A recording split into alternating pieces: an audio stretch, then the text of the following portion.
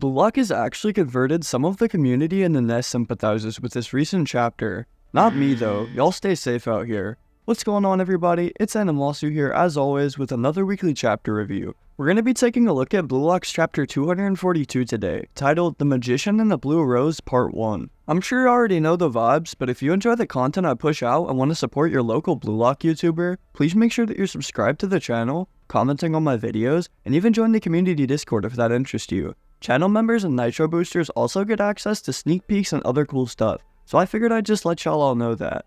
As always, I hope you all have an amazing day, and please enjoy the video.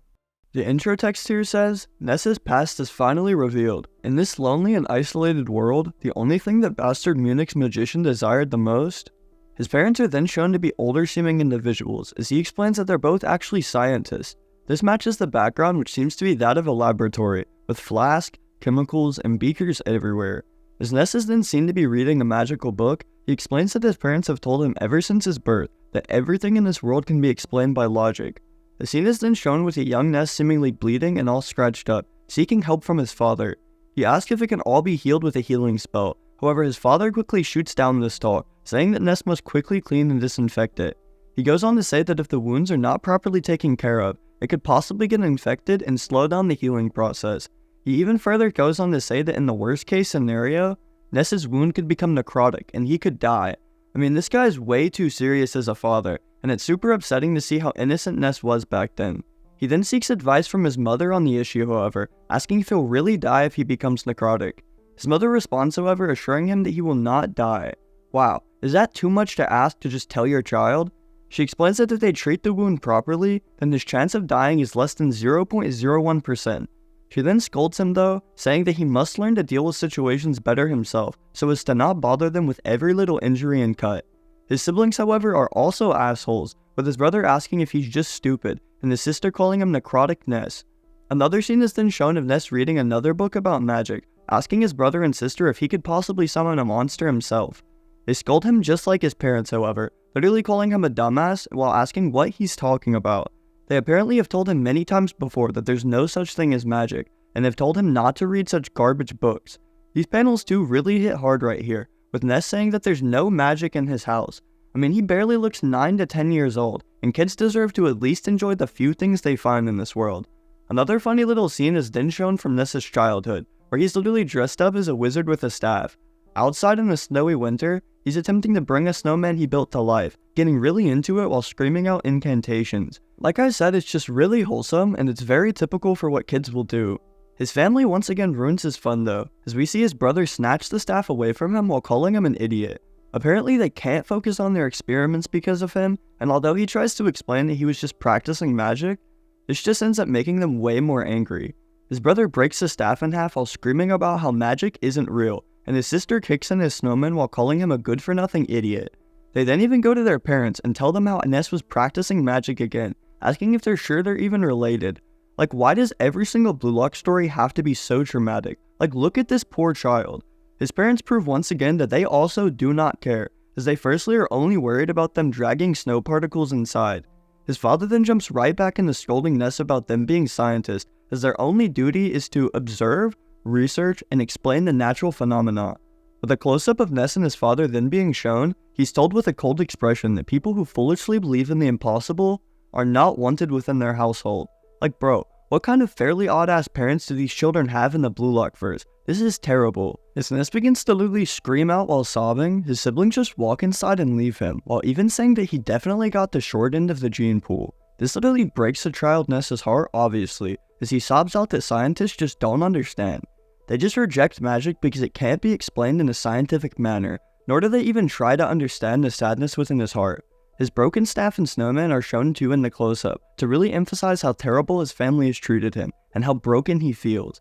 As the fictional Harry Potter-like characters are shown from his book, Ness explains that he truly believes that magic exists. When he first read one of these magical stories, he was so excited that he couldn't sleep all night. Just like a nervous child on Christmas Eve, nobody could explain what this child Ness felt just at that moment. It was such an amazing turning point in his life that led to him searching for magic every single day. Adventures from his childhood are then flashed across the next page, as Ness explains that unlike the rest of his family, he prefers dealing with fiction over facts. If they want to just deduce fiction to be magic, then Ness wants to believe that the world is one full of adventure and magic. That indescribable feeling, that indescribable sadness that he felt, they're things that neither he nor they could explain. As a young Ness is then shown to be watching a football goal be scored within a stadium, it seems as though the entire atmosphere is blowing him away. His eyes are lit up with amazement, and there's seemingly an aura-like wind updraft coming from beneath him. As the players are then shown to be celebrating, Ness has finally found out that true magic is football. With just a single goal, players can ignite the crowd and entire stadiums into a frenzy, providing a sense of euphoria that transcends all logic. Ness has finally found the true magicians of the world. Football players are magicians. He's now found what he truly desires to do in this world, which is to become a footballer. You see him training and taking his first steps to this goal, practicing his kick-ups and training his stamina while sprinting down the street. His brother asks if Ness is just an idiot for this, but his father says that he'll just come back crying to them in no time. They truly have no faith in him, and they do not support their son in any of his childhood goals. As he's once again shown to be in the midst of a training match, however, he's determined to prove his family wrong. He's going to turn into a pro, get called up to the Germany national team, and then one day, he'll become the wizard-like player he wants to be, entrancing the world with his special magic. We see him scoring a goal during all of this as well, leaving the goalkeeper just floating in zero gravity. His teammates lift him up and all begin celebrating with him, as he's apparently invincible within their town. With a scout then walking up and asking for Ness, he then tells him that if he's interested in going pro, then there's a tryout coming soon for an all too familiar club. The chapter then cuts to an overhead view of this training field, with it obviously taking place at the Bayern Munich Academy tryouts. Some of the other players are then shown too, and I've even seen jokes on Twitter saying that this center guy looks like a younger Noah. Let me know what y'all think about that.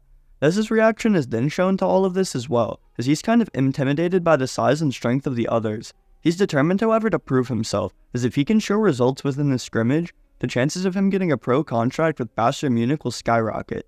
As he then sprints off to officially start this scrimmage match, this moment will truly determine if his dream of becoming a magician can really come true. He's then shown to essentially sauce by two of the defenders, as one of his teammates then calls out for a pass. He claims that he's apparently open, but not only does it not look that way, Ness's inner monologue is pointing out how he's too slow. However, it can't be helped because this is their first match together. He attempts to make the pass, however a defender comes out of nowhere from behind him and clears away the ball. This leaves Ness absolutely shocked, as he already thought that he got past this guy way far enough back. This clearance then even leads to a goal from the opposing team, which hammers in the idea to Ness that these guys are just far better than his normal opposition. Obviously, they aren't going to be your typical hometown players, as they all too have dreams of going pro. As Ness is then shown to be getting beaten over and over by these guys, he's just amazed at the level of these other players who are competing alongside him. He's just barely able to keep up with his technique and creativity. However, when it comes to tactics, coordination play, and transition ability, these players are on a totally different level from him. As he once again is knocked to the ground with his teammates screaming at him for his failures, Ness realizes that his magic might actually be powerless against the world. These other players look like monsters in comparison to this even smaller Ness, and he's even admitting here that he's lacking behind in so many aspects. As he's crashing to the ground, he's hearing the voices of his family in his head echoing loud and clear. He is nothing but a failure, an idiot, someone who foolishly believed in magic and is not wanted within his house. He even begins to have tears swell up in his eyes, as he truly believes that this magic is vanishing from his life. Hey loser, do you believe in the impossible? As this bombshell reveal is then shown on the last page, Kaiser and Ness's first interaction is then shown to us. Kaiser appeared in a time of darkness for Ness, and seemingly is going to help him in his time of need here. The outro text here says, as he sees his magic is getting combated during the Bayern Munich tryouts, Ness has lost the will to fight. Lying on the ground with his ego in tatters, and on the verge of full despair, Ness looks up to see Kaiser towering over him. How will the two combine forces to join the footballing giant that is Bayern Munich? With this next chapter obviously being titled, The Blue Rose and the Magician Part 2, as this is a two-part backstory. I'm getting super excited to see what this final chapter holds for Kaiser. We're more than likely going to see an early variation of Kaiser Impact, and more hints can be dropped about what Kaiser and Ness's future will be in Blue Lock. Let me know if you guys also enjoyed these backstory chapters, because I noticed that people seem to care a lot less during intermission chapters like these. I personally enjoy the story for every single part of it, including the depth, but I guess I can understand that some people only enjoy the action. Anyways, if you guys enjoy my overviews or just any of the content and would like to support me, please make sure and check that you're subscribed to the channel. commenting on my videos, and even consider joining my community Discord if that interests you.